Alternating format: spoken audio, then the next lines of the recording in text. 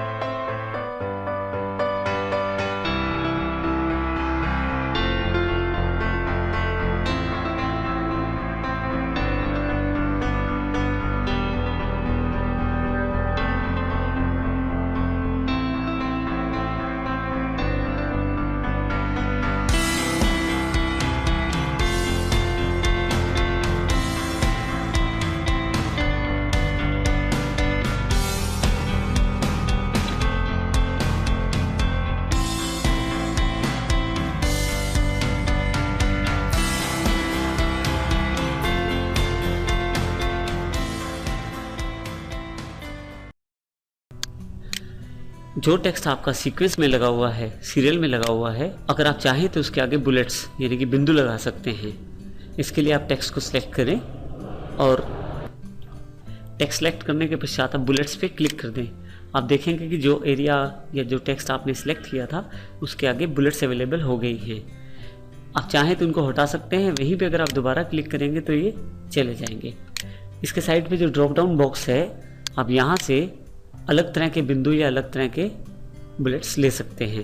जैसा बुलेट आपको अच्छा लगे वैसा आप लगा सकते हैं। अगर आप अपने टेक्स्ट पे बुलेट्स नहीं देना चाहते तो अब यहाँ पे टेक्स्ट सेलेक्ट करके उस बुलेट्स पे क्लिक करें तो बुलेट्स हट जाएंगे। मैं यहाँ बुलेट्स लगा देता हूँ।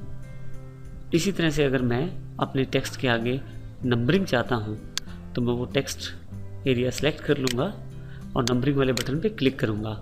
जैसे मैं क्लिक करता हूँ जितने भी मेरे पास टेक्स्ट या वर्ड्स लिखे हैं उन सबके आगे एक नंबरिंग शुरू हो जाती है। मैं चाहूँ तो इन नंबरिंग को ऑफ कर सकता हूँ दोबारा यहीं पे क्लिक करके। साथ वाले ड्रॉप डाउन बॉक्स से अलग तरह का नंबरिंग स्टाइल में ले सकता हूँ, जैसे कि रोमन बना ले। अगर मैं नंबरिंग नहीं चाहता तो उसी टेक्स्ट को दोबारा सेलेक्ट करूँगा और उस नंबरिंग पे क्लिक कर दूँगा। अभी यहाँ नंबरिंग के लिए मैं नंबरिंग पे क्लिक कर देता हूँ। ध्यान रखिएगा आपका एक टेक्स्ट जो है या वर्ड्स जो हैं वो सिलेक्ट होने ज़रूरी हैं। नेक्स्ट कमांड जो हमारे पास अवेलेबल है वो है multi level list. Multi level list बनाने के लिए आप दोनों तरह से प्रयोग कर सकते हैं। चाहे तो आप टेक्स्ट सेलेक्ट करके नंबरिंग बुलेट कमांड, या चाहें तो यहाँ से किसी भी तरह की लिस्ट स्टाइल ले सकते हैं। इसमें सबसे इम्पोर्टेंट है हमारे पास दो बटन, टैब और शिफ्ट टैब। यदि आप चाहते हैं कि एक सीक्वेंस में ये ऑर्डर लग जाए, जैसे कि हमारे पास मैं चाहता हूँ वर्ड के नीचे एक्सेल, पावर पॉइंट और एक्सेस आ जाए, इसी तरह से जैसे फाइल के अंडर या फाइल के साथ जो सेव एज, ओपन या जो न्यू कमांड है वो फाइल टैब के नीचे आए और कट, कॉपी और पेस्ट होम टैब के नीचे आए। इस प्रकार की लिस्ट बनाने के लिए मुझे सबसे पहले फाइल टैब पे क्लिक करना है। एक बार टैब का बटन दबाऊंगा तो हमारे पास फाइल टैब आगे चली जाएगी। अब सेव को मैं चाहता हूँ वो फाइल टैब के नीचे आ जाए। इसके लिए टैब का बटन मैं 2 बार दबाऊंगा ताकि एक बार एक जो लेवल है फाइल के नीचे और दूसरा जो लेवल है वो सेव के नीचे आ जाए। सेव एज पे भी ऐसे ही टैब का बटन मैं 2 बार दबाऊंगा। ओपन कमांड भी फाइल के नीचे, फाइल टैब के नीचे आनी चाहिए, तो उसके लिए भी मैं 2 बार टैब का प्रयोग करूंगा। इसी तरह से न्यू के लिए भी 2 बार टैब का प्रयोग करूंगा। होम टैब में चाहता हूँ फाइल टैब के नीचे आए, उसके लिए मैं एक बार दबाऊंगा। देखिए आप 1 जो न्यूमेरिक 1 है वो वर्ड सेक्शन को बता रहा है, जो ए सेक्शन है वो फाइल टैब को बता रहा है। इसके अलावा सेव एज, ऑप्शन और न्यू रोमन प्रणाली में जो दिए हैं वो सब के सब फाइल टैब के नीचे दिखाए जा रहे हैं। इसी तरह से होम टैब के नीचे मैं चाहता हूँ कट कमांड आ जाए, तो उसके लिए मैं 2 बार टैब का प्रयोग करूँगा। कॉपी कमांड आ जाए तो उसके लिए भी, पेस्ट कमांड आए तो उसके लिए भी। हम चाहें तो इकट्ठे टेक्स्ट को भी कर सकते हैं। उसके लिए जैसे तीनों वर्ड्स मैं सिलेक्ट कर लेता हूँ और टैब का बटन दबाता हूँ तो तीनों वर्ड्स उस होम टैब के नीचे आ गए। अब देखिए ये लिस्ट बिल्कुल पूर्ण हो गई। वर्ड के नीचे हमारे पास फाइल टैब है जिसमें सेव एज, ओपन और न्यू कमांड्स हैं, और वर्ड के पास ही होम टैब है जो कि बी पार्ट है।